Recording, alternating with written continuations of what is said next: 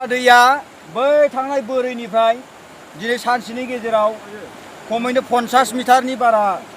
दिनै खुरबाय 12 घन्टानि गेजेरावनो आरो बेनो एखेबारे जोंनि लावख्रिगुरि गामिखौ दंस' खालामगासिनो दङ गिख्रंथाव जाबाय दा दिनै नै बारायनानै एखेबारे खुरखायै 100 मिटारल'सै नैबे सामुरिसानि दलहा सेरजों थांनानै ओरै निज्लागुरि सान्थिफुर बालाझार बेंटल जानानै दैया थांनायनि समा फैबाय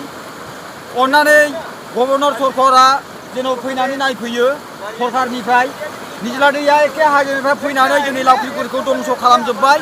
आरो ओरैहाय सामुरिसा सान्थिफुर निज्लागुरि आरो बेंटल ओरैबायदि साबधान जाबाय नोंथांमोन